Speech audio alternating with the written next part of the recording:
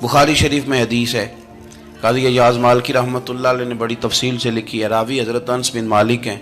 ایک بندہ بڑی دور سے آیا نبی پاک صلی اللہ علیہ وسلم کی زیارت کے لیے، بڑی دور سے۔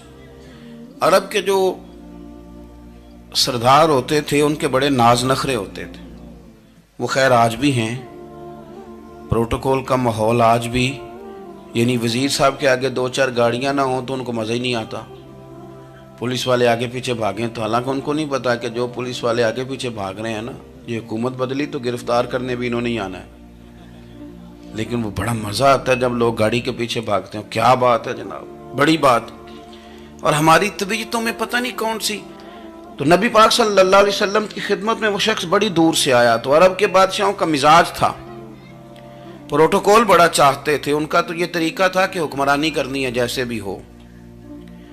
اگر کسی غلام نے دھوپ میں بندھا رہ گیا، اونٹ اور چھاؤں میں نہیں باندھا تو درے مارتے تھے، اور اگر اس نے کھول کے باندھ دیا تو پھر بھی مارتے تھے، کہتے تھے اتنا سیانا ہو گیا تو انہیں پوچھا ہی نہیں، خود بخود ہی باندھ دیا۔ وہ شخص حضور کی بارگاہ میں آیا، اور بہت سارے لوگوں کے پاس کیونکہ وہ جاتا تھا اپنے سربراہ کا پیغام لے کے، تو وہ کانپ رہا ہے جب حضور کی بارگاہ میں گیا، ڈر رہا ہے۔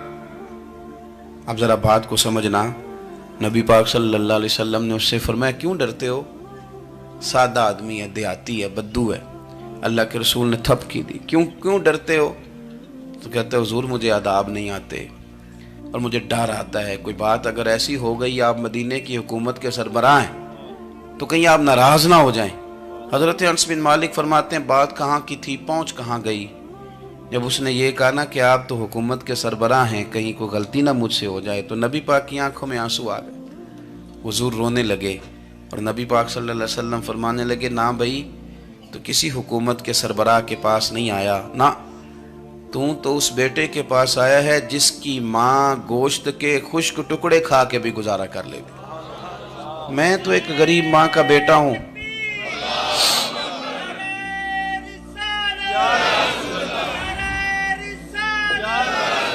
بھائی اگر آپ کا یہ ذوق بن جائے، دیکھو نا آج تو لوگ بھول جاتے ہیں نا، کپڑے بدل لیتے ہیں تو وہ سمجھتے ہیں کہ شاید سارا کچھ ہی بدل گیا، یعنی گاؤں سے آ کر پڑھنے والے بھول ہی گئے ہیں کہ کس کی ماں نے کتنا زیور بیچا تھا۔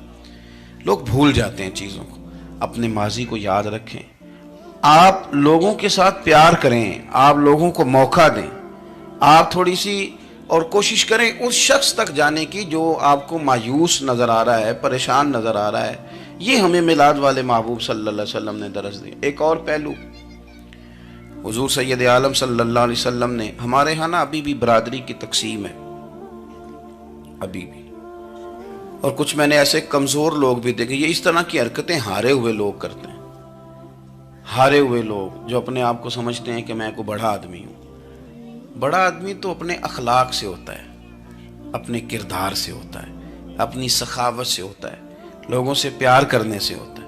باقی یہ کہ بیٹھ کے کہانی سنانا کہ میں بڑا کچھ کرتا ہوں، تو جو کچھ کرتا ہوتا ہے اسے سنانے کی کوئی ضرورت ہے؟ ایک اور بہت سارے لوگ آپ تعزیت کرنے جائیں نا والد کے انتقال کے بعد، تو ان بیچاروں کو بتانا پڑتا ہے کہ ابا جی میرے بغیر دوائی نہیں کھاتے تھے۔